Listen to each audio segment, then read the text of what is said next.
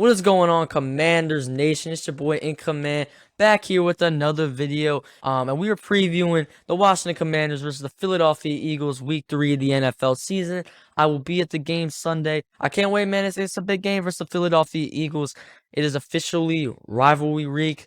Carson Wentz revenge tour, man. He's got to ball out against the Eagles, man. He's got to prove them wrong. Because we played like shit last week, man. I'm not gonna try to sugarcoat it. We're gonna have to come out. We're gonna have to earn it against this tough Philadelphia Eagles team. That they look. I'm not gonna lie, man. They look tough against the Vikings. They look really good. Darius Slay had Justin Jefferson on absolute seatbelt. He had him on locks with 2 picks. Kirk Cousins looked awful in that game, by the way. So, I don't think Carson Wentz will play as bad as Kirk Cousins. I think Carson Wentz will play way better. Carson Wentz has been balling. What's he got? He's leading the NFL in touchdown passes right now, and he's second in passing yards. He's been balling, man. Carson Wentz is not even a top 10 on problem on this team, man. And if you think he's anywhere near the problem, please go back and watch the Washington Commanders game versus Detroit Lions. Please go back and watch that. Because Carson Wentz, I mean, to be honest, like in the first half, I thought he did a good job not forcing things. I mean, there was nothing there. So, I mean, the best thing he could do was just not force anything and, just not, turn the ball over. And that's what he did. So I don't know what else you guys want. All of his receivers were getting absolutely boxed in the first half. Antonio Gibson was getting stuffed. He had no time. There was like 4 dudes in his face. Like as soon as he snapped the ball, the line was awful, awful. So let's stop the Carson Wentz slander, man. He's the only reason we were in that game. He's keeping us in every game, and that's the first time I've been able to say that about a Washington Commanders quarterback. So y'all need to stop this Heineke bullshit. Start Heineke. I'm tired of hearing that. That's not gonna do shit for us, man.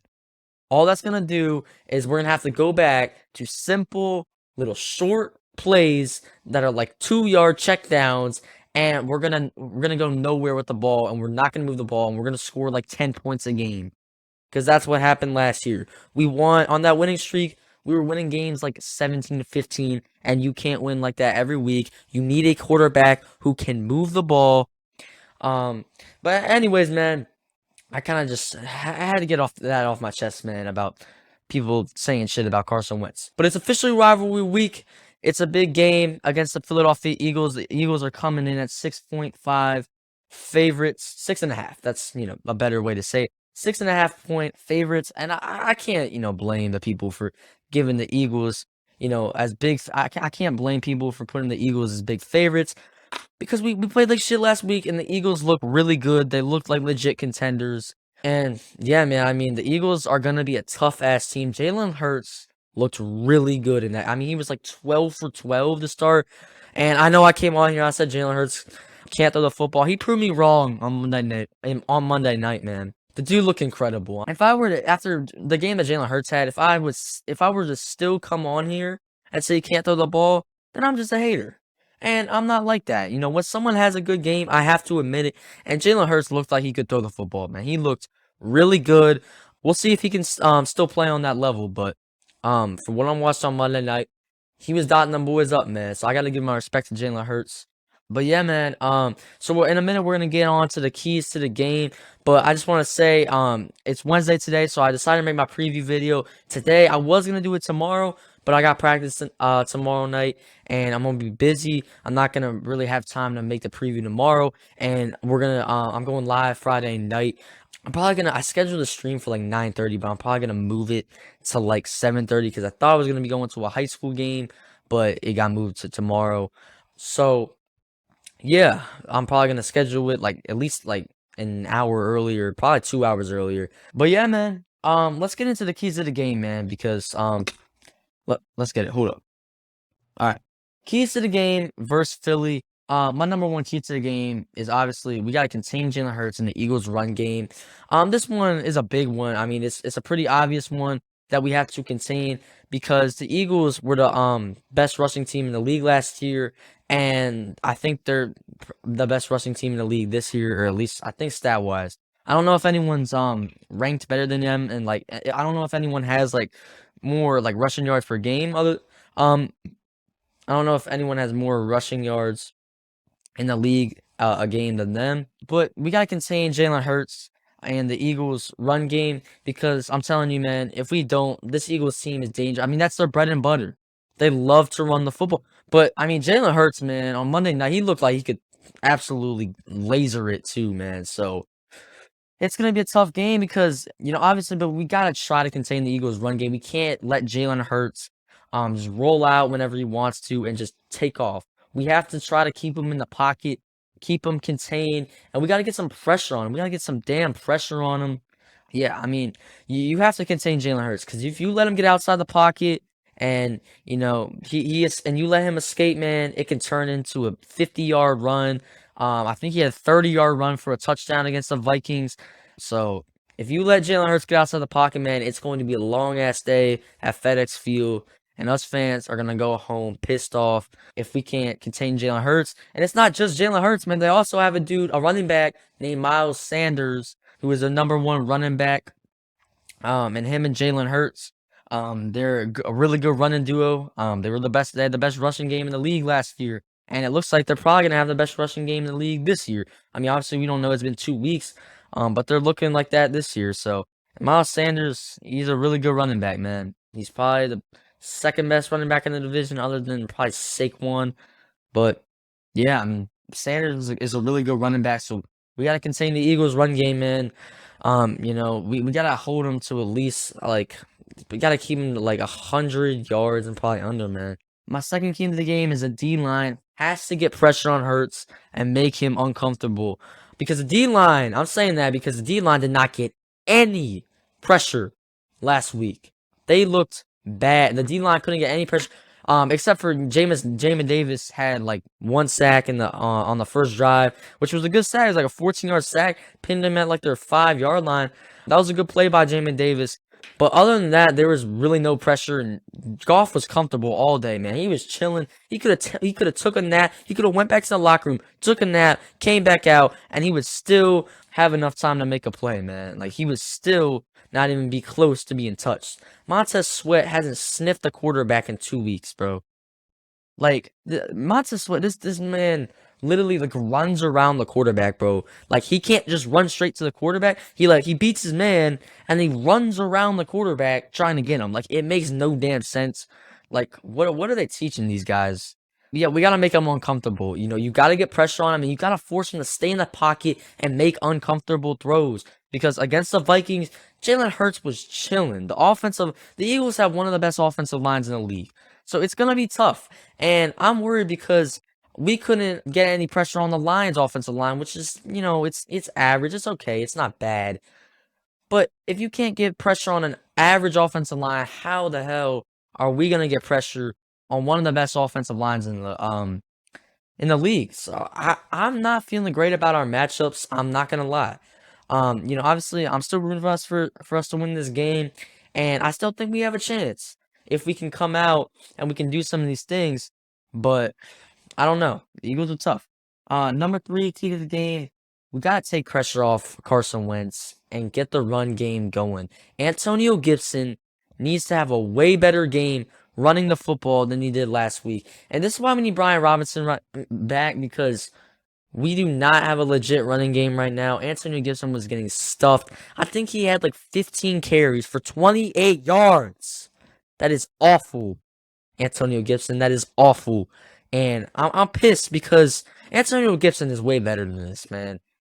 His potential. Look, I know he was a receiver out of college. I understand that, he's still getting the swing of things at running back, and he's mainly a receiver. And when Brian Robinson comes back, we'll mainly probably use Gibson as a receiver out of the backfield and give him some carries here and there.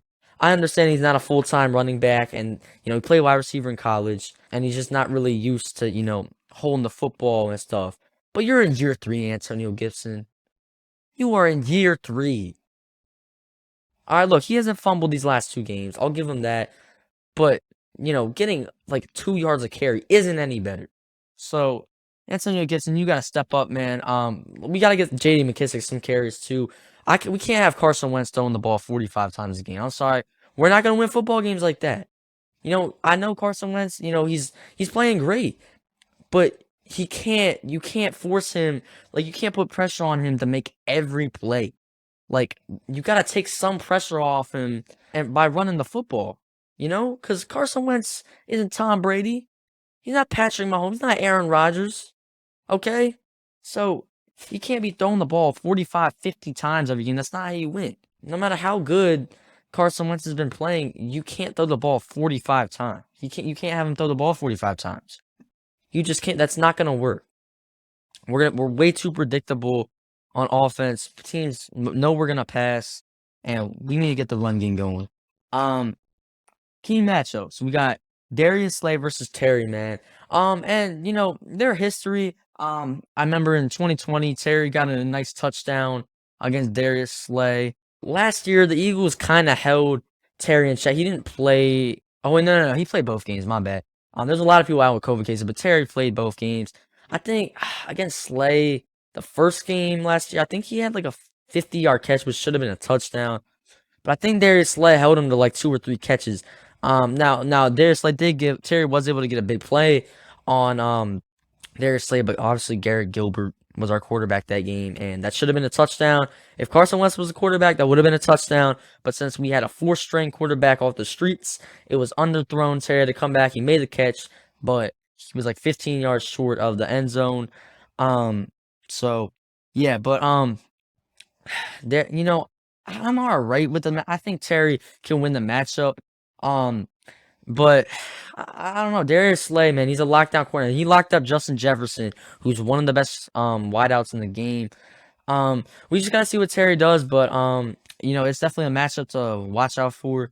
And then we got our D line versus the Eagles O line, because I want to see how our D line is able to try to get pressure against this Eagles O line, man, because they're gonna have to do it. If Jalen Hurts, I'm telling you, if he's sitting back there all day, and even if no one's open, then our defense breaks down, then he can take off. So even if we play perfect coverage, we still have to worry about Jalen Hurts taking off. So I think that's what's gonna be difficult, man. It really is. So yeah, and then I got Wentz versus Hurts, battle of the QBs, man. There's been a lot of argument between who's better, Jalen Hurts or Carson Wentz. Jalen Hurts played a hell of a game on Monday night, but we'll have to see this week who has the better game and who comes out with a victory. But yeah, that's it for key matchups and keys to the game. Got one more thing. This is what we do every preview: player stat predictions. And I'm only doing it on offense because I feel like defense, I can maybe do the D line, how many sacks I think, a player's gonna get, but like I'm not doing tackles and maybe interception. Maybe I could say like, oh, Derek Forrest is gonna get an interception this week, or Cam Curl, or stuff like that, but I'm not gonna do that just yet. Yeah, so let's get into player stat predictions. All right, starting off with Carson Wentz. I'm gonna go. Carson Wentz goes 20, 25 of 36, 25 of 37, 25 of 36. So I'm debating, the number, but 25 of 36, 260 yards. I think he throws 2 touchdown passes. He gets sacked probably a few times. Actually, I don't predict how many times he gets sacked. But I got interceptions. All right, so I got him 25 of 36, 2 touchdowns. I got him throwing 1 pick. The Eagles secondary is good. I think Carson Wentz will probably make a mistake. You just that one back-breaking mistake that he kind of makes pretty much every game. So I got Carson Wentz going 25 of 36, 260 yards through the air, 2 touchdowns and an interception. So that's what I got for Carson Wentz. Antonio Gibson, I mean, he did not show me anything out of the running game. He was okay. He was decent in the receiving game in the second half. But in the running game, I'm gonna predict his running game and receiving. Running game, I'm gonna go. He gets 12 carries, for 40 yards. Receiving, I'm gonna go. He gets 6 catches for 65 yards. That's what I got for Gibson. J.D. McKissick, I'm gonna go. He gets 4 catches for 35 yards. Yeah, J.D. McKissic. All right, then starting off with Terry at the wide receiver position. I got Terry getting 5 catches, 70 yards, a TD. See, I got Terry getting 5 catches, 70 yards, and a TD. Jahan Dotson, he already got three. He already has 3 touchdowns through 2 weeks, man. The dude's been balling. I mean, that route at the end of the game versus the Lions, to get the touchdown, that shit was nasty, man. That juke, that was absolutely lethal. I'm gonna go. I think Jahan gets another touchdown. I got Jahan Dotson getting 6 catches for 80 yards, a touchdown. Yeah, 6 catches, 80 yards, and a touchdown. Curtis Samuel, I got getting, let's see, Curtis, I'm gonna go 4 catches. I don't know. I feel like Curtis got to get more involved. He's got to get more than 4 catches because I mean he's had really good weeks these last 2 weeks. But I think he's got to. I think he's gonna get more than 4 catches. I'm gonna go. Curtis gets 6 catches, for 90 yards, no TDs. All right, tight end Logan Thomas. I'm gonna go. Logan Thomas gets 4 catches for 30 yards. 4 catches, 30 yards for Logan Thomas. So I did tight end, receivers, running backs. Yeah, that's good. All right, so we covered everything. Covered the game, covered key matchups, covered player stat predictions. Yeah, right. I did wide receivers, tight ends, and quarterback. Yeah. So yeah, that's gonna wrap it up for this preview. But thank you guys so much for watching. We gotta get after the Eagles on Sunday, man. Like I said, I'll be at FedEx Field. Hey man, let's come out. Let's just bring it. We gotta bring it to the Eagles, man. It's gonna be a tough game, but we gotta give it our all, and we gotta give effort, man. And it's a rivalry game. Us and the Eagles games are usually close. I think it's gonna be a close game. Oh, I forgot my score prediction. Shoot. Yeah, I forgot that. All right, score prediction real quick. I'm gonna go Eagles win 30 to 23. Actually not 30 to 25. I just think our defense it's been awful. Especially last week. It was terrible last week. It was okay against Jacksonville, but the secondary was bad. Our D line was pretty good against Jacksonville, but secondary was awful. Linebackers were bad. Um, and our defense all around was shitty last week. So I just don't see anything changing, man. Jack Del Rio doesn't want to change anything. He thinks he's the guy around here. He thinks he can, calling out Jamin Davis publicly, but then you come in with a shitty scheme. Like, that's something you say behind closed doors, man. Like, is he wrong about Jamin Davis? How he needs to play better? No, Jamin Davis definitely needs to play better. But Jack Del Rio is acting like he's calling a perfect game. He's not. So Jack Del Rio, he needs to keep his mouth shut, man. So he fixes this scheme. Yeah, thank you guys so much for watching, and I'll see you on the next one. Go Commanders.